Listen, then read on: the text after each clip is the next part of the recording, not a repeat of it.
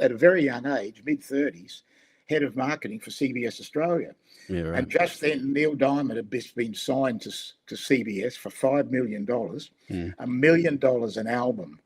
Was Hot August Night his first one with them? No, that was before that. Because he had Hot August Night, he was one in 4 Australian households owned a copy of Hot August Night in We had one. He was a huge artist in America, particularly in Australia, because of Hot August Night. Right. The CBS came along and signed him to do 5 albums over 5 years, and $1 million an album. Had never been paid that money before.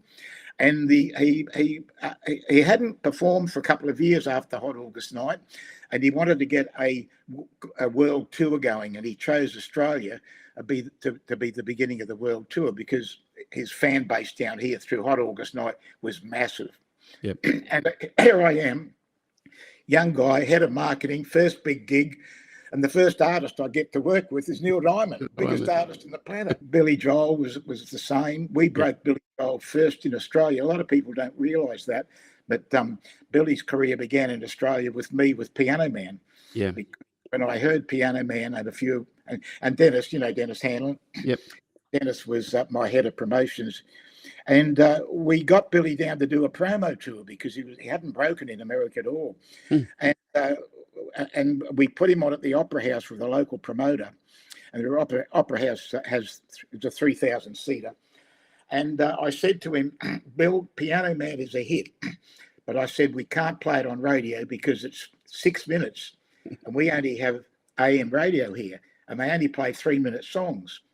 So what I'd like to do is edit Piano Man so we could get on radio. Well, he freaked. Nearly threw. No way, And I said, well, why don't we just edit the song for AM radio with 3 minutes? You come into the studio, you do it with us, but we'd have the 6-minute version for retail.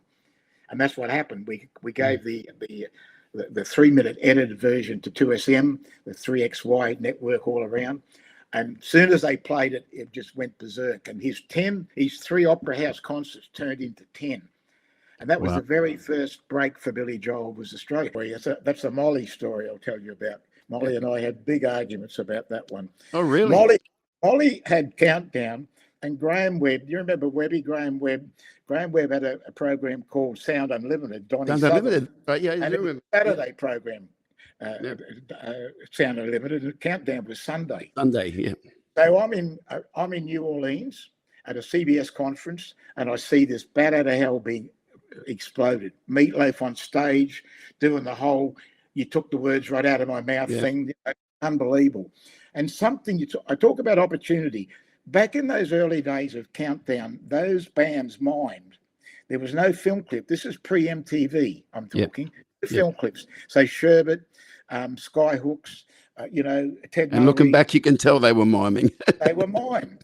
So I came back from New Orleans with 3 canisters, 16 mil canisters. I remember that because it was 16 film clips on 16 mil in canisters. 3, Bat Out of Hell, 2 out of 3 ain't bad, and you took the words right out of my mouth.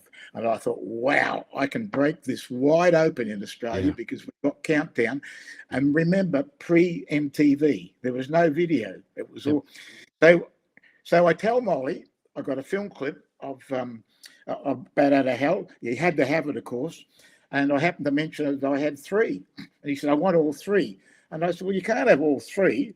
I'm going to give one to Webby. Well, they were competitors. You give that to that guy, and you'll never have a CBS artist. And I gave Webby 1, and I sent 2 to Molly with a little note saying 2 out of 3 ain't bad, mate. And between that video, that broke Meatloaf in Australia and for the rest of the world.